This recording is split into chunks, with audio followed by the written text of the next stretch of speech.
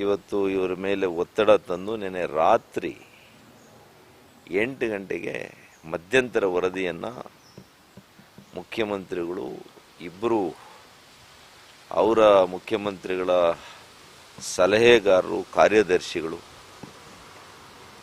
ಅವರು ನಂಬ್ಕೊಂಡಿರ್ತಕ್ಕಂಥ ಕೆಲವು ಹಿರಿಯ ಸಚಿವರುಗಳು ಇವರೆಲ್ಲ ಸೇರಿ ಪಾಪ ಗುಣಾಕಾರ ಭಾಗಕಾರ ಏನೇನು ಮಾಡಿದ್ದಾರೆ. ಆದರೆ ನಾನು ಒಬ್ಬ ಆರೋಗ್ಯ ಸಚಿವನಾಗಿ 1-2 ವರ್ಷಗಳು ಇನ್ನು ಕೆಳಗೆ ಕೆಲಸ ಮಾಡಿದ್ದೇನೆ. ಕೋವಿಡ್ ಸಂದರ್ಭದಲ್ಲಿ ಪ್ರಾರಂಭದಲ್ಲಿ ವೈದ್ಯಕೀಯ ಶಿಕ್ಷಣ ಸಚಿವನಾಗಿದ್ದೆ. ಅಂತಃಕರಣದಿಂದ ಕೆಲಸ ಮಾಡಿದ್ದೀವಿ. ಅದನ್ನು ಹೇಳಿದ್ದೇನೆ.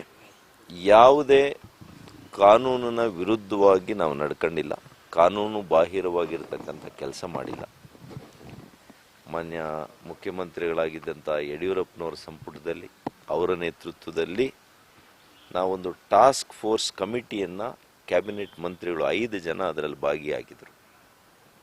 ಅವತ್ತರಲ್ಲಿ ಆರೋಗ್ಯ ಸಚಿವರು ಶ್ರೀರಾಮುಲು ಅವರು ಇದ್ದರು. ಟಾಸ್ಕ್ ಫೋರ್ಸ್ ಕಮಿಟಿಗೆ ಪ್ರಾರಂಭದಲ್ಲಿ ಶ್ರೀರಾಮುಲು ಅವರು ಅಧ್ಯಕ್ಷರಿದ್ದರು.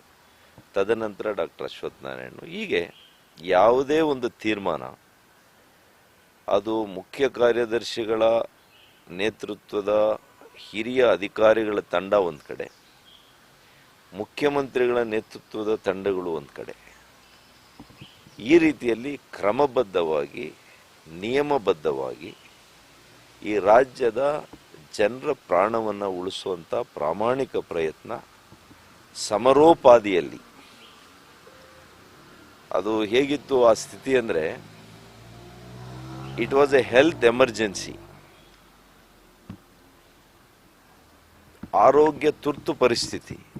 ಅಂಥ ಸಂದರ್ಭದಲ್ಲಿ ನಾಳೆ ಏನು ಅಂತ ಯಾರಿಗೂ ಗೊತ್ತಿಲ್ಲ, ವೈದ್ಯನಿಗೂ ಗೊತ್ತಿಲ್ಲ, ಸರ್ಕಾರಕ್ಕೂ ಗೊತ್ತಿಲ್ಲ, ಇಡೀ ವಿಶ್ವಕ್ಕೆ ಗೊತ್ತಿಲ್ಲ. ಇವತ್ತು ಪಾಪ ಅವರು ಲೆಕ್ಕ ಹಾಕಿದಾರಂತೆ, ಅವತ್ತಿನ ಔಷಧಿ ಎಷ್ಟು, ಇವತ್ತಿನ ಬೆಲೆ ಏನು, ಏನೋ ಲೆಕ್ಕ ಹಾಕಿ ಕೊಟ್ಟಿದ್ದಾರೆ. ಗೊತ್ತಿಲ್ಲ ನನಗೇನು, ಆ ವರದಿ ಏನಿದೆ ಅಂತಾನೂ ಗೊತ್ತಿಲ್ಲ. ಹಾಗಾಗಿ ಮಧ್ಯಂತರ ವರದಿಯನ್ನ ನಾನು ನೋಡೋವರೆಗೂ ಕೂಡ ಇವತ್ತು ಮಾತನಾಡೋದು ಸರಿಯಲ್ಲ ಅಂತ ನನ್ನ ಭಾವನೆ. ಆದರೆ ಅಲ್ಲ, ಒಂದ್ ನಿಮಿಷ ಹೇಳ್ಬಿಡ್ತೀನಿ, ಒಂದ್ ನಿಮಿಷ. ತಾವ್ಯಾರಾದ್ರೂ ಮಧ್ಯಂತರ ವರದಿ ಓದಿದ್ರೆ ತಾವು ಕೇಳಿ. ನಾನು ಊಹಾಪೋಹಗಳಿಗೆ ನಾನು ಉತ್ತರ ಕೊಡಲ್ಲ. ನೀವು ನೋಡಿದ್ದೀರಾ ಮಧ್ಯಂತರ ವರದಿ? ಓದಿದ್ದೀರಾ? ದಯವಿಟ್ಟು ಇಲ್ಲ. I will not answer for any speculated questions, hypothetical ಕ್ವಶನ್ಸ್ಗೆ ಐ ವಿಲ್ ನಾಟ್ ಆನ್ಸರ್. ಅಂದ್ರೆ ಅವರು ಭ್ರಷ್ಟಾಚಾರ ಆರೋಪ ಮಾಡ್ತಾರೆ ಅಂತಕ್ಕಂಥ ಇದೆಯಾ ಸರ್ ಸಾಬೀತು? ಅವ್ರ ಹೇಳಿಕೆ ಬರಲಿ, ಸರ್ಕಾರದ ಹೇಳಿಕೆ ಬಂದಿದೆಯಾ ಏನಾದರೂ? ವರದಿ ಅವರು ಸ್ವೀಕಾರ ಮಾಡಿದ್ದಾರೆ. Who should speak? ಯಾಕೆ ಲೀಕ್ ಮಾಡಿದ್ರು? ಯಾರು ಲೀಕ್ ಮಾಡಿದವ್ರು ಯಾರು? ಜಸ್ಟಿಸ್ ಕುನ್ನಾ ಅವರು ಬಾಕ್ಸಲ್ಲಿ ಲಾಕ್ ಮಾಡಿ 8 ಗಂಟೆ ರಾತ್ರಿ ಹೋಗಿ ಪಾಪ ಕಾಫಿನೂ ಕುಡಿದಿರ ಅಲ್ಲಿ ಮುಖ್ಯಮಂತ್ರಿಗಳಿಗೆ ಕೊಟ್ಟು ಅವ್ರು ಹೋಗಿದ್ದಾರೆ.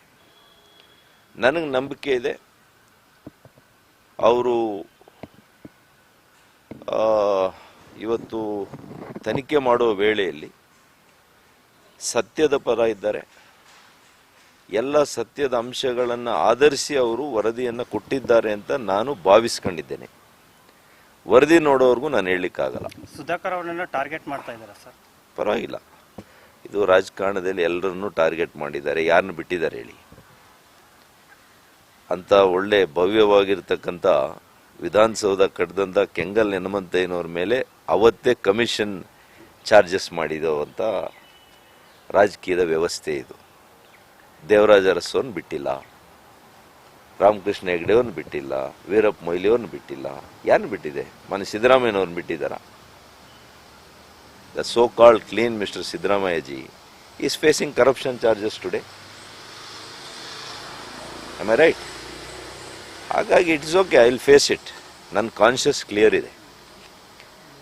ನಾನು ಪ್ರಾರಂಭದಿಂದ ಹೇಳಿದ್ದೇನೆ, ಆತ್ಮವಂಚನೆ ಮಾಡಿಕೊಳ್ಳದಿರ ಈ ರಾಜ್ಯದ ಪ್ರತಿಯೊಂದು ಜೀವ ಉಳಿಸುವಂಥ, ನನ್ನ ಜೀವ ಹೋದ್ರೂ ಪರವಾಗಿಲ್ಲ, ನನ್ನ ಪ್ರಾಣವನ್ನು ಒತ್ತೆ ಇಟ್ಟು ಹಗಲಿರುಳು ಊಟ ನಿದ್ದೆಯನ್ನು ಕೂಡ ಮಾಡದಿರ ನಾನು ಏನು ಶ್ರಮ ಪಟ್ಟಿದ್ದೀನಿ ಅಂತ ಈ ರಾಜ್ಯದ ಜನ ಗಮನಿಸಿದ್ದಾರೆ.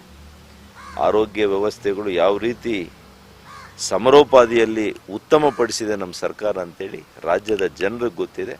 ಆಯಾ ಆಸ್ಪತ್ರೆಗಳು ಮೊದಲು ಹೇಗಿತ್ತು, ನಮ್ಮ ಸಮಯದಲ್ಲಿ ಏನಾಗಿದೆ ಅಂತ ಅಲ್ಲಿ ಹೋಗಿ ನೋಡೋ ರೋಗಿಗಳಿಗೆ ಅರ್ಥ ಆಗ್ತದೆ.